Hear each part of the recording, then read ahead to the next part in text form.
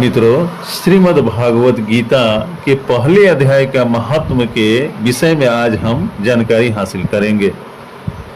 श्री पार्वती जी ने कहा, भगवान आप सब तत्वों के ज्ञाता हैं, आपकी कृपा से मुझे श्री विष्णु संबंधी नाना प्रकार के धर्म सुनने को मिले जो समस्त लोक का उद्धार करने वाले हैं। देवेश, अब मैं गीता का महात्म सुनना चाहती हूँ, जिसका श्रवण करने से श्री हरि में भक्ति बढ़ती है। श्री महादेव जी बोले, जिनका श्री विग्रह अलसी के फूल की भांति श्याम वर्ण का है, पक्षी राज गरुड़ ही जिनके वाहन है, जो अपनी महिमा से कभी च्युत नहीं होते तथा शेष नाग की शैया पर शयन करते हैं, उन भगवान महाविष्णु की हम उपासना करते हैं। एक समय की बात है, मूर दैत्यों के नाशक भगवान विष्णु शेष नाग के रमणीय आसन पर सुखपूर्वक विराजमान थे। उस समय समस्त लोगों को आनंद देने वाली भगवती लक्ष्मी ने आदर पूर्वक प्रश्न किया।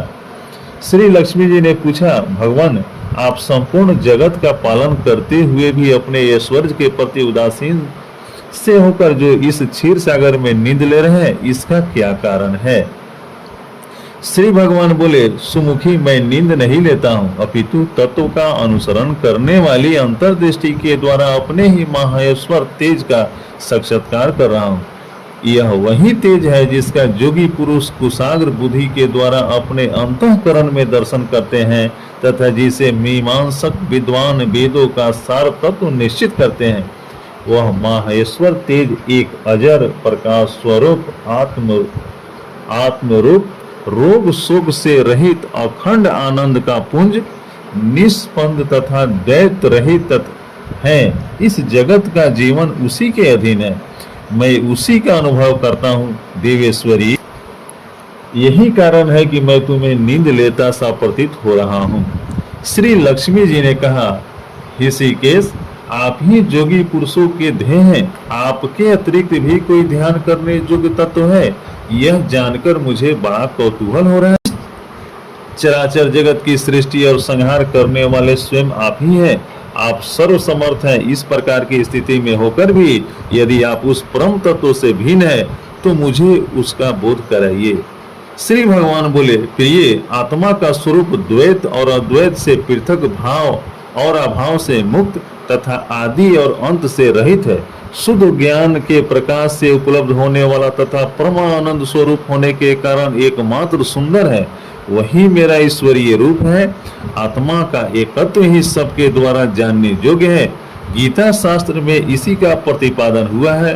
अमित तेजस्वी भगवान विष्णु के ये वचन सुनकर लक्ष्मी देवी ने शंका उपस्थित करते हुए कहा, भगवान यदि आपका स्वरूप स्वयं परमानंदमय और मन वाणी की पहुंच के बाहर है तो गीता कैसे उसका बोध कराती है? मेरे इस संदेह का आप निवारण कीजिए। श्री भगवान बोले, सुंदरी सुनो, मैं गीता में अपनी स्थिति का वर्णन करता हूँ। क्रमशः 5 अध्याय को तुम 5 मुख जानो, 10 अध्याय को 10 भुजाएं समझो तथा 1 अध्याय को उदर और 2 अध्याय को दोनों चरण कमल जानो। इस प्रकार यह 18 अध्याय की वाग्मय ईश्वरीय मूर्ति ही समझनी चाहिए। यह ज्ञान मात्र से ही महान पातकों का नाश करने वाली है, अर्थात पापों का नाश करने वाली है। जो उत्तम बुद्धि वाला पुरुष गीता के 1 या आधे अध्याय का अथवा आधे या चौथाई श्लोक का भी प्रतिदिन अभ्यास करता है, वह सुशर्मा के समान मुक्त हो जाता है।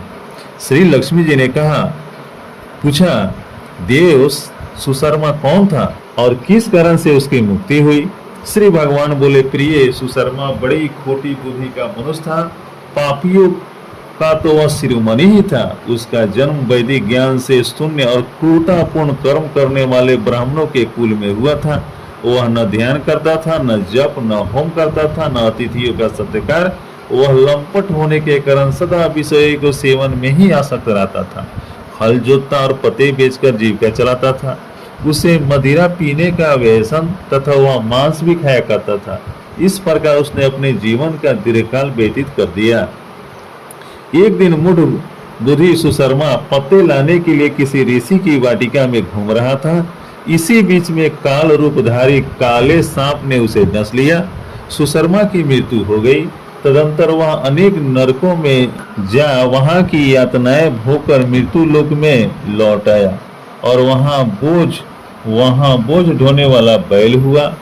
उस समय किसी पंगु ने अपने जीवन को आराम से व्यतीत करने के लिए उसे खरीद लिया। बैल ने अपनी पीठ पर पंगु का भार ढोते हुए बड़े कष्ट से 7-8 वर्ष बिताए। एक दिन पंगु ने किसी ऊंचे स्थान पर बहुत देर तक बड़ी तेजी के साथ उस बैल को घुमाया। इससे वह थककर बड़े वेग से पृथ्वी पर गिरा और मूर्छित हो गया। उस समय वहां कुतूहलवश आकृष्ट हो बहुत से लोग एकत्रित हो गए। उस जन्म समुदाय में से किसी पुण्यात्मा व्यक्ति ने उस बैल का कल्याण करने के लिए उसे अपना पुण्य दान किया। तत्पश्चात कुछ दूसरे लोगों ने भी अपने अपने पुण्यों को याद करके उन्हें उसके लिए दान किया। उस भीड़ में एक वेश्या भी खड़ी थी। उसे अपने पुण्य का पता नहीं था, तो भी उसने लोगों की देखा देखी उस बैल के लिए कुछ त्याग किया। तदंतर यमराज के दूत उस मरे हुए प्राणी को पहले यमपुरी ले गए। वहां यह विचार किया कि यह वेश्या के दिए हुए पुण्य से पुण्यवान हो गया है, उसे छोड़ दिया गया कि वह भूलोक में आकर उत्तम कुल और शील वाले ब्राह्मणों के घर में उत्पन्न हुआ। उस समय भी उसे अपने पूर्व जन्म की बातों का स्मरण बना रहा। बहुत दिनों के बाद अपने अज्ञान को दूर करने वाले कल्याण तत्वों का जिज्ञासु होकर वह उस वेश्या के पास गया और उसके दान की बात बतलाते हुए उसने पूछा, तुमने कौन सा पुण्य दान किया था? वेश्या ने उत्तर दिया, वह पिंजरे में बैठा हुआ तोता प्रतिदिन कुछ पढ़ता है, उससे मेरा अंतःकरण पवित्र हो गया है। उसी का पुण्य मैंने तुम्हारे लिए दान किया था। इसके बाद उन दोनों ने तोतों से पूछा। अब उस तोते ने अपने पूर्व जन्म का स्मरण करके प्राचीन इतिहास कहना शुरू किया। शुक बोला, पूर्व जन्म में मैं विद्वान होकर भी विद्वता के अभिमान से मोहित रहता था।